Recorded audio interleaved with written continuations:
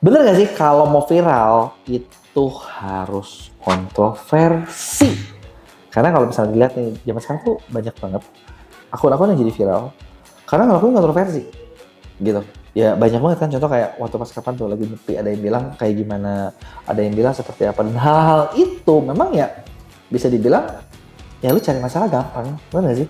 Cari masalah tuh gampang, dan itu pasti orang tuh bakal ngeviralin, karena ibaratnya kenapa orang ngeviralin, kayak kita kayak ya orang tuh lihat ya orang gini banget sih, dalam tanda kutip ya, nyebelin banget sih, buru banget sih, atau apa banget sih, itu yang bikin orang tuh nge-share, bener nggak? Sambil kesel, bener nggak? Bisa dibilang dapat perhatian dengan cepat. Ibarat gini, nggak usah ngomongin jauh-jauh di sosmed.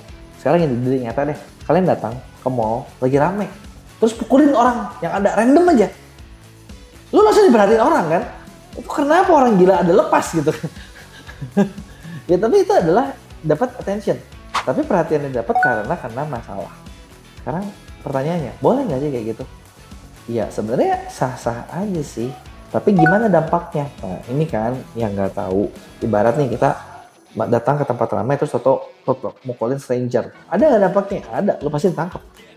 Kalau lu melanggar hukum, gitu. Ya nggak? Atau gini, misalnya kita nggak segitu deh. Lu datang ke tempat lagi ramai terus kita ada cewek, ada wanita cantik lagi lewat, lu langsung berlutut terus ngelamar. Dapat perhatian juga gitu kan? Ditolak nggak? Ditolak. Tapi dapat perhatian nggak? Dapat perhatian. Ada dampaknya nggak? Ya malu bentar lah.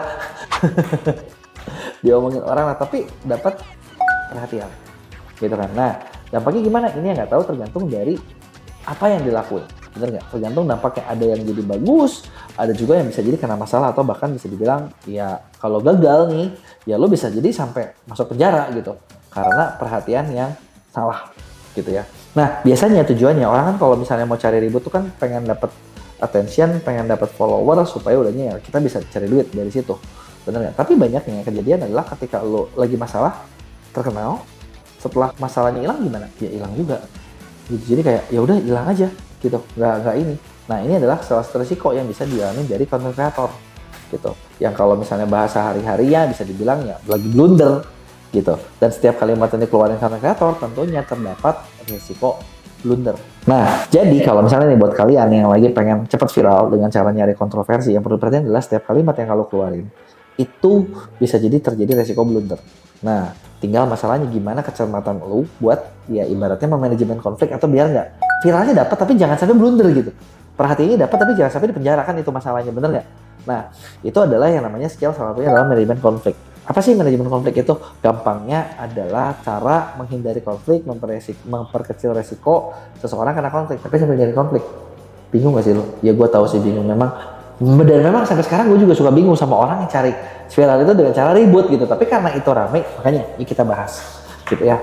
Nah, kalau misalnya lu kan tadi gue bilang ya sah saja, sah aja.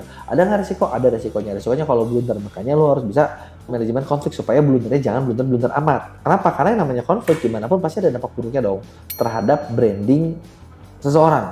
Apakah branding orang lain atau ya kita sendiri. Makanya manajemen konflik itu harus dijaga. Karena kalau blundernya ini wah parah loh. Bisa jadi kita maksudnya kehilangan yang tadinya lo udah punya ladang cuan bisa jadi hilang.